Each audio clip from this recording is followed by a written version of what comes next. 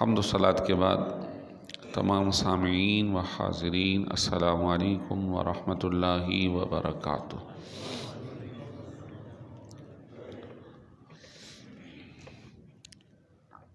ایک آیت مبارکہ کا حصہ تلاوت کیا ہے۔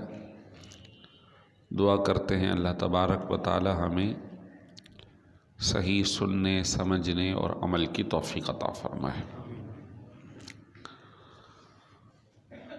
24واں پارہ ہے۔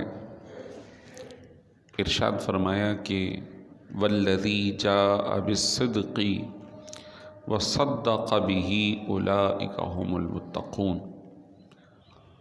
وہ جو حق لے کر آیا اور وہ کہ جس نے اس حق کی تصدیق کی، یہ سب کے سب متقی ہیں۔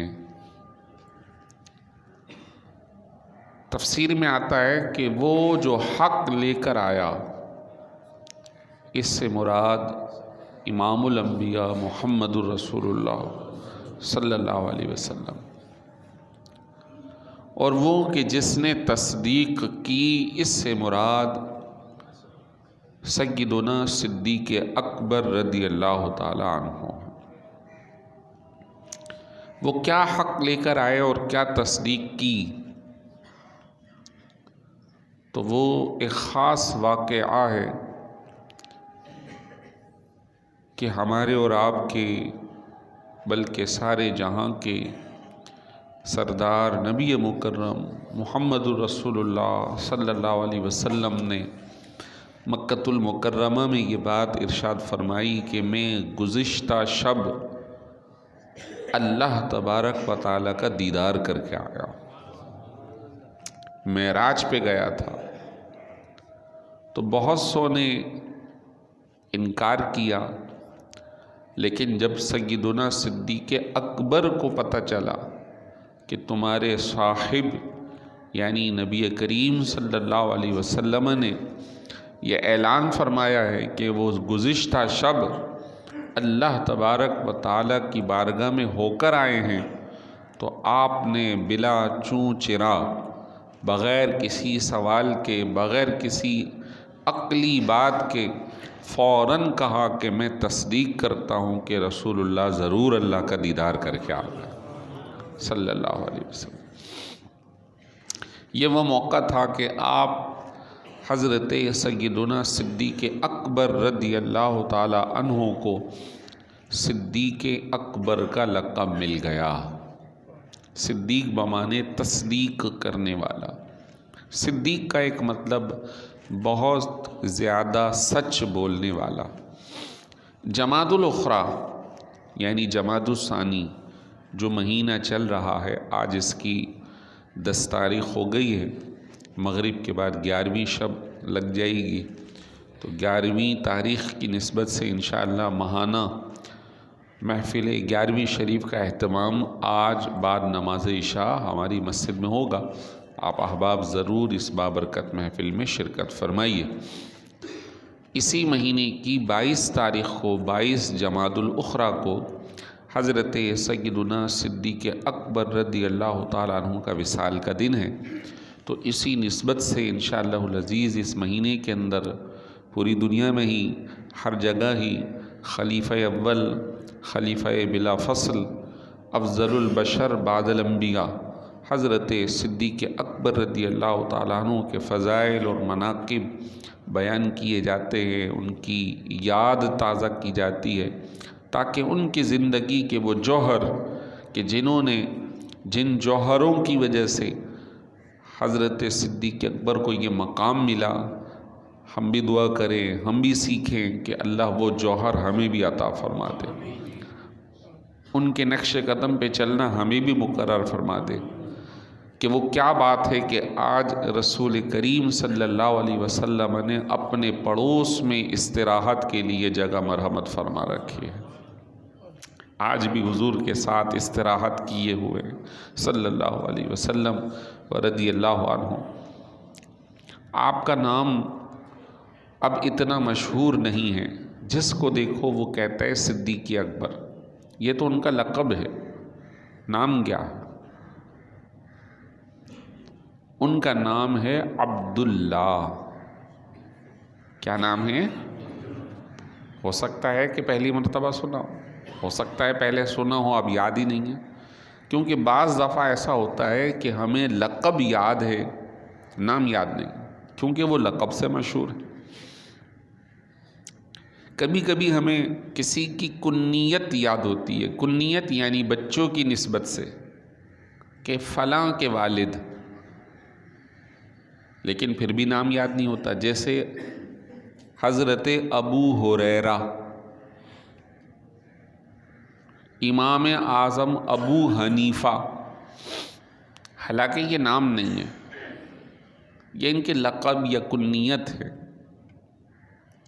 حضرت صدیق اکبر کا نام ہے عبداللہ، یہ مسلمان ہونے کے بعد نام رکھا گیا، ورنہ ان کے گھر والوں نے ان کا نام رکھا تھا عبدالعزیٰ۔ عزیٰ جو ہے وہ مکے میں ایک بڑے بت کا نام تھا، لیکن انہیں یہ پسند نہیں تھا، کیونکہ آپ نے اسلام سے پہلے بھی کبھی کسی بت کی پوجا نہیں کی۔ انتہائی نفیس طبیعت کے مالک تھے، پاک طینت تھے، پیدا ہوئے اور جوانی گزاری ادھیڑ عمر تک، کیونکہ جب سرکار دو عالم صلی اللہ علیہ وسلم نے اعلان نبوت فرمایا تو آپ کی عمر مبارک 40 تھی اور صدیق اکبر کی 38 تھی، تو 40 سال کے لگ بھگ عمر ہو رہی، لیکن کبھی اس پوری زندگی میں کسی بت کے سامنے پوجا پاٹ نہیں کی، جبکہ ان کے والد وہ پوجا کیا کرتے تھے۔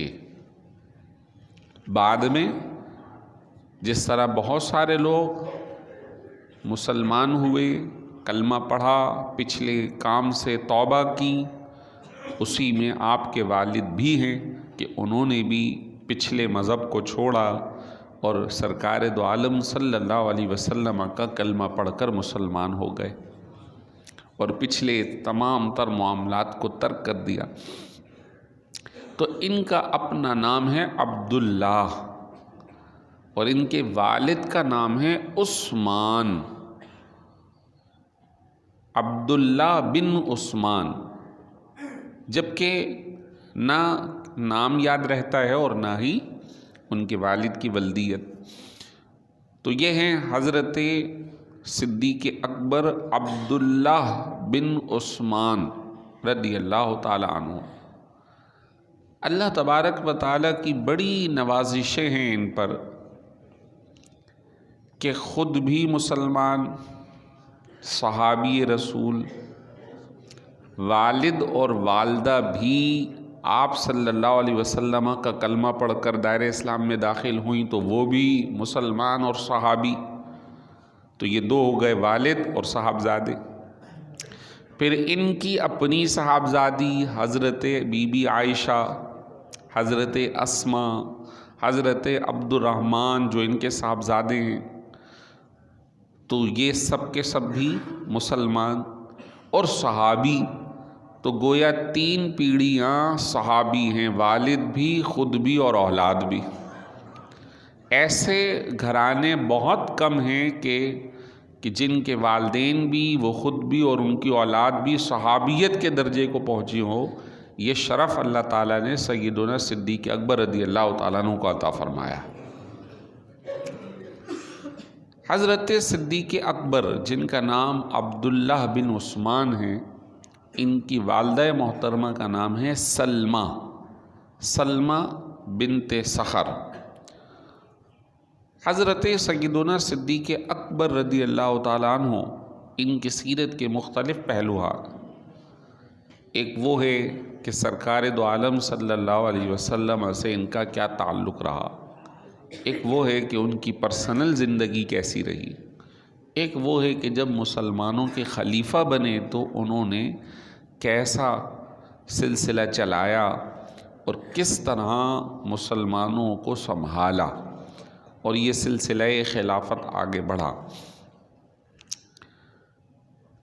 یہ بات یاد رکھیں کہ صحابی ہونا کسی کے اپنے ذاتی فعل یا عمل دخل کا معاملہ نہیں تھا، بلکہ احادیث طیبہ میں موجود ہے کہ جب اللہ تبارک و تعالیٰ نے مخلوق کو بنائی تو جن کو نبی بنانا تھا ان کو بھی منتخب فرمایا، پھر ان کو بنا کر نبوت کے منصب پہ فائز کیا، اور جنہیں ان نبیوں کا ساتھ دینے والا بنانا تھا وہ بھی اللہ تعالیٰ نے منتخب فرمائے۔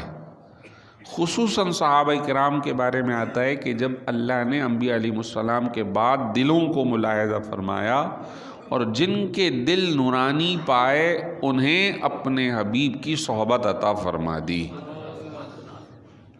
تو صحابیت کا جو شرف ہے وہ اللہ تبارک و تعالیٰ کی طرف سے عطا۔ اور دوسری بات، اگر ان کو اس اعتبار سے دیکھیں کہ اللہ تبارک و تعالیٰ نے اپنے حبیب کی صحبت تو عطا فرمائی، اس اعتبار سے بھی یہ قابل شرف ہیں کہ اللہ تبارک و تعالیٰ نے سارے جو صحابہ کرام ہیں ان کے بارے میں یہ اعلان فرمایا رضی اللہ عنہم، اللہ ان سب سے راضی ہو گیا۔ اللہ تبارک و تعالیٰ ان سب سے راضی ہو گیا۔ کیوں راضی ہو گیا؟ کہ انہوں نے سرکار دو عالم حبیب الہی اللہ تبارک و تعالیٰ کے حبیب محمد الرسول اللہ صلی اللہ علیہ وسلم کا ہر موقع ہر آن ساتھ دیا،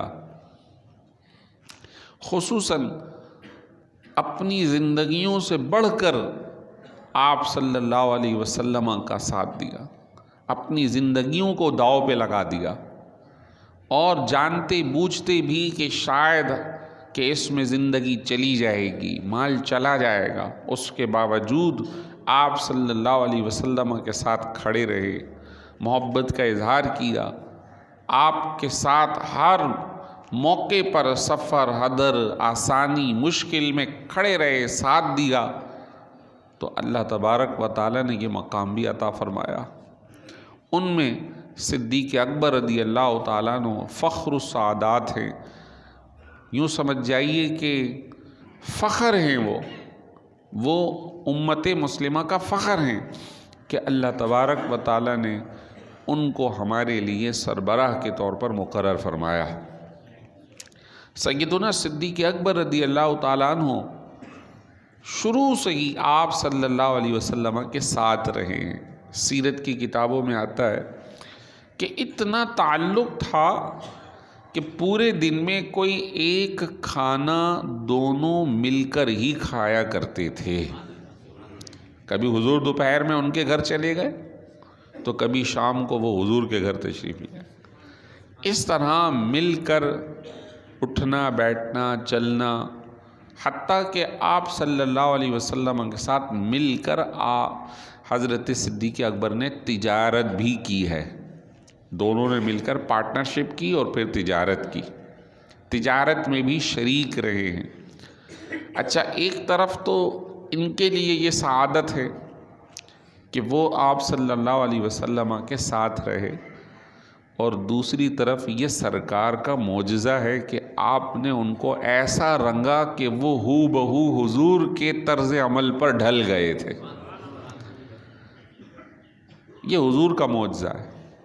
حتیٰ کہ جب نبی رحمت سرکار دو عالم صلی اللہ علیہ وسلم ہجرت کر کے مکۃ المکرمہ سے مدینہ شریف گئے ہیں تو جنہوں نے سرکار کو دیکھا نہیں تھا تو وہ غلط فہمی میں، کیونکہ ہو بہو ایک جیسے ہی لباس، ایک جیسے ہی طور طریقہ، ایک جیسا ہی چلن، ایک جیسی ہی عاجزی، تو کچھ لوگ جمع ہو گئے صدیق اکبر کے قریب کہ یہ ہیں نبی۔ لیکن جب انہوں نے دیکھا کہ یہ معاملہ، تو فوراً اپنے خادم ہونے کا اظہار کیا، اپنی چادر اٹھائی، دھوپ چڑھ چکی تھی تو حضور کے سر پر سایہ کرنے کھڑے ہو گئے۔ یہ بتانا مقصود ہے آقا تو یہ ہے، میں تو غلام ہوں، یہ بتانے کے لیے۔ آقا تو یہ ہے، میں تو غلام ہوں۔ اس سے جو بات ہمیں پتہ چلتی ہے وہ یہ ہے کہ بسا اوقات کوئی بڑا کسی چھوٹے کو سکھاتا ہے تو چھوٹے کو سیکھنے کے بعد اپنے بڑے کا تکبرانہ اظہار نہیں کرنا چاہیے، اس کو اپنی عاجزی کا اظہار کرنا چاہیے کہ بھائی میں نے ان استاد سے سیکھا ہے، میرے پاس جو آج ہنر ہے وہ ان بڑوں کا دیا ہوا ہے۔ وہ بہت ہی زیادہ یوں سمجھ جائیے کہ برے ہیں کہ کسی کی احسان کرنے کی بات کو رد کر دیتے ہیں، احسان کو ترک کر دیتے ہیں اور اپنے رویے کے اندر بڑا پن ظاہر کر کے یہ دکھانا چاہتے ہیں کہ میں کچھ اور ہوں۔ نہیں، جنہوں نے احسان کیا ہے ان کے احسان کو ماننا چاہیے، اس سے ذات میں کمی نہیں آئے گی بلکہ اللہ تعالیٰ مزید اور عزت عطا فرمائے گا، اور عزت عطا فرمائے گا۔ یار یہ بڑا بہت اچھا آدمی ہے کہ اپنے استاد کی بڑی قدر کرتا۔ حضرت سیدنا علی المرتضیٰ کرم اللہ وجہ الکریم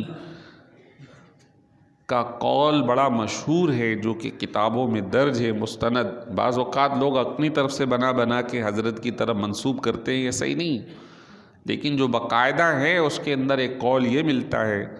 حالانکہ آپ کو ارشاد فرمایا کہ انا مدینۃ العلم وعلی بابھا، یعنی باب علم ان کو کہا گیا، لیکن وہ یہ کہا کرتے تھے من علمنی حرفا، کہ جو شخص مجھے ایک حرف سکھا دے تو میں اس کا غلام ہوں۔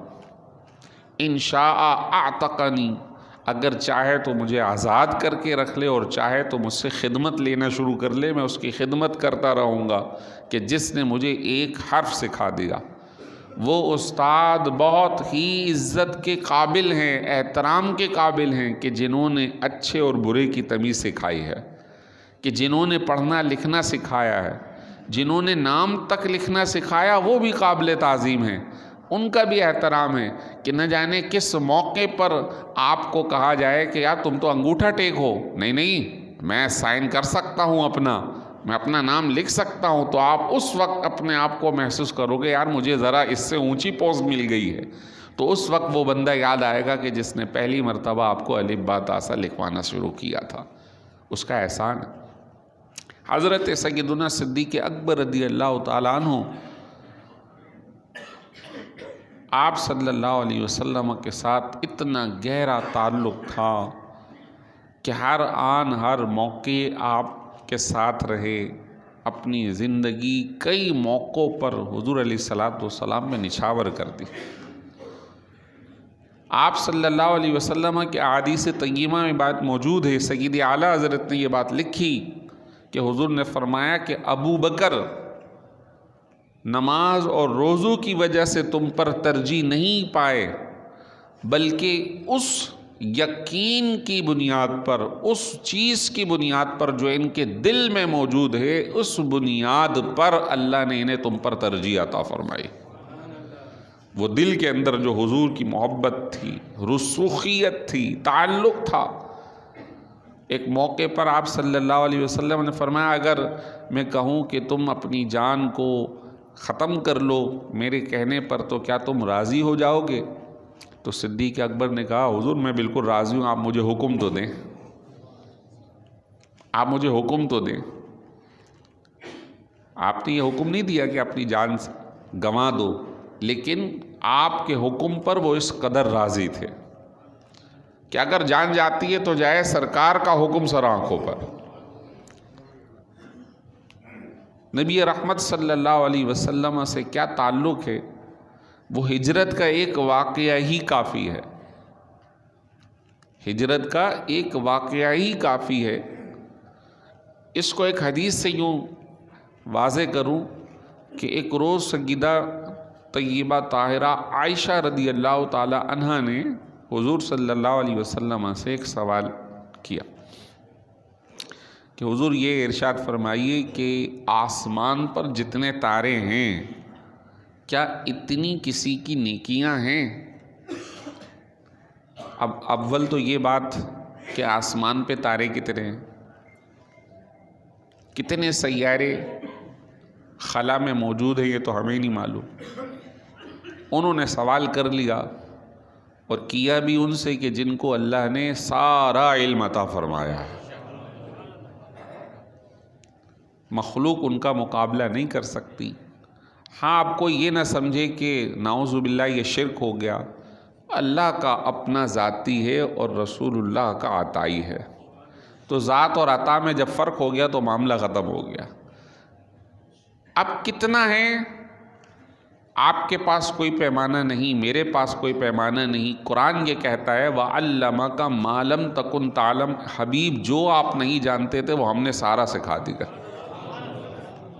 جو آپ نہیں جانتے تھے وہ سارا سکھا دیا. آپ کوئی کہے کہ یہ نہیں معلوم، میں کہوں گا وہی تو اللہ نے سکھا دیا. کوئی کہے کہ یہ نہیں، میں کہوں گا وہی اللہ نے سکھا دیا. کیونکہ قرآن کی آیت مطلق ہے. حبیب جو نہیں آتا تھا وہ سارا ہم نے آپ کو عطا فرما دیا.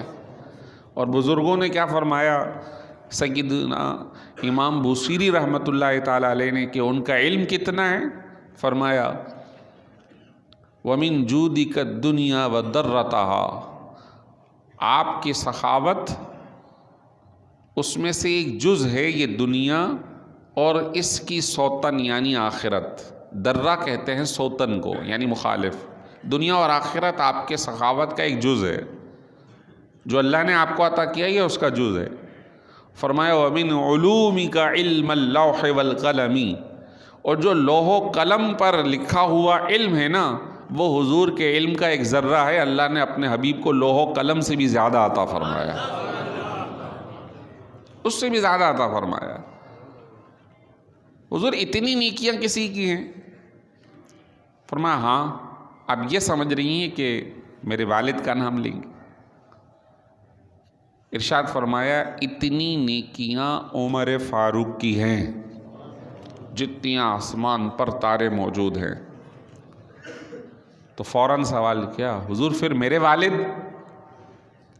ارشاد فرمایا تمہارے والد کی ایک نیکی عمر کی ساری نیکیوں پر بھاری ہے. ہجرت. یہ تو ایک سوال جواب ہے. اور سیدنا صدیق اکبر رضی اللہ تعالیٰ عنہ کے جہاں سیرت لکھی ہے، کتابوں میں درج ہے، ان کے قولوں کے اندر ایک قول یہ ہے کہ وہ تمنا کیا کرتے تھے کہ کاش ابو بکر میری زندگی کی ساری نیکیاں لے لیں اور وہ ایک ہجرت کی شب جو حضور کے ساتھ رہے ہجرت کے سفر میں، وہ ایک نیکی مجھے دے دیں. کاش کہ عمر کی ساری نیکیاں لے لی جائیں اور وہ ایک نیکی ابو بکر کی مجھے مل جائے. وہ تمنا کیا کرتے تھے. اب آپ سے عرض کروں، اس سفر کے اندر ایک بہت بڑا مقام اللہ تعالیٰ نے سیدنا صدیق اکبر کو عطا فرمایا. باقاعدہ اس غار کی کیفیت کو بیان کرتے ہوئے اللہ تبارک و تعالیٰ نے قرآن کے اندر یہ بات ارشاد فرمائی اذ یقول لصاحبہ لا تحزن ان اللہ معنا. جب سرکار دو عالم صلی اللہ علیہ وسلم اپنے صاحب سے کہہ رہے تھے، صدیق اکبر سے، جب آپ صلی اللہ علیہ وسلم اپنے صاحب اپنے ساتھی صدیق اکبر سے کہہ رہے تھے لا تحزن، ابو بکر گھبراؤ نہیں، ان اللہ معنا، اللہ ہمارے ساتھ ہے. اب یہ جو صاحب کا جو لفظ ہے یہی صحابی ہے. یہ اتنا بڑا مقام عطا فرمایا کہ اللہ نے اپنے کلام میں صدیق اکبر کو اپنے نبی کا صحابی بیان فرمایا. یہ اتنا بڑا مقام ہے. اور پھر یہ لقب بھی قرآن نے عطا فرمایا ثانی اثنین، ان دو میں سے دوسرا. دو تھے، ایک حضور ہیں ایک صدیق اکبر ہیں. تو اثنین کے اندر صدیق اکبر کا تذکرہ خود قرآن میں بیان کیا، صاحبہ کے الفاظ سے صدیق اکبر کو بیان کیا. جبکہ ان الفاظ یا اس طرح کا کوئی بھی کلمہ کسی اور صحابی کے لیے موجود نہیں ہے۔ تو عمر فاروق کہا کرتے تھے رضی اللہ عنہ کہ کاش میری زندگی کی ساری نیکیاں لے لی جائیں اور ابو بکر کی وہ نیکی مجھے مل جائے۔ اب واقعہ تو طویل ہے، لیکن یہ معلوم ہے کہ پورا علاقہ مخالف ہوا ہے اور شہید کرنا چاہتا ہے، اور پوری جماعت در جماعت ٹولی در ٹولی حضور کی جو ہے وہ پیچھے جو ہے آپ کے معلوم کرنے جا رہے ہیں، تلاش جاری ہے، اور یہ چاہتے ہیں کہ کہیں مل جائے تو قتل کر دیں، شہید کر دیں۔ اور 100 اونٹ کا اعلان ہوا کہ جو انہیں پکڑ کے لے آئے یا مار دے اسے 100 اونٹ دیے جائیں گے۔ ایسے موقع پر جبکہ موت ساتھ ہے، اس کے باوجود حضور کے ساتھ کھڑے ہیں۔ اور پھر جو لوگ مکۃ المکرمہ گئے ہیں تو جانے والوں میں بھی کم ہی ایسے ہوں گے جو غار ثور پر چڑھے ہوں گے۔ بھائی بہت اونچا ہے، دیکھ کر یوں گردن اوپر ہو جاتی ہے، ادھر جانا مشکل۔ یہ عاشق صادق امام الانبیاء محمد الرسول اللہ صلی اللہ علیہ وسلم اپنے محبوب کو اپنے کندھوں پر بٹھا کر غار ثور تک لے جاتے ہیں، آسان بات نہیں۔ اب جب کہ اتنا عرصہ گزر گیا، کچھ نہ کچھ چڑھ چڑھ کے سفر کے لیے راستہ بھی بن گیا، جبکہ اس وقت ایسا نہیں تھا۔ غار ثور کے اندر لے گئے اور وہاں جا کر بھی پہلے حضور مجھے اجازت دے کہ کوئی موذی چیز ہو تو مجھے مارے، مجھے کاٹے، آپ کو تکلیف نہ ہو۔ جاتے ہیں، صفائی کرتے ہیں، انگوٹھا رکھ دیتے ہیں، سانپ کاٹ لیتا ہے، جان جا رہی ہے۔ اس موقع پر بھی حضور جو آرام فرما رہے ہیں، آرام میں خلل نہیں ڈالا کہ حضور جاگ نہ جائیں، تھک گئے ہیں، سفر ہے، آپ کے آرام میں خلل نہ آئے۔ غلام مرتا ہے تو مر جائے، جان جاتی ہے تو چلی جائے۔ وہ جو آنکھوں سے قطرہ نکلا تو رخسار مصطفیٰ کو چوم لیا۔ ابو بکر کیا بات ہے، عرض کی حضور کسی نے کاٹ لیا۔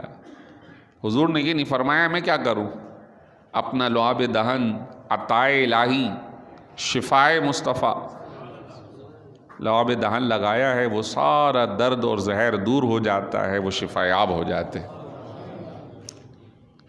تو ایسے نہیں، انہوں نے بہت کچھ اپنی زندگی کو نبی رحمت صلی اللہ علیہ وسلم کے ساتھ تعلق میں لگایا۔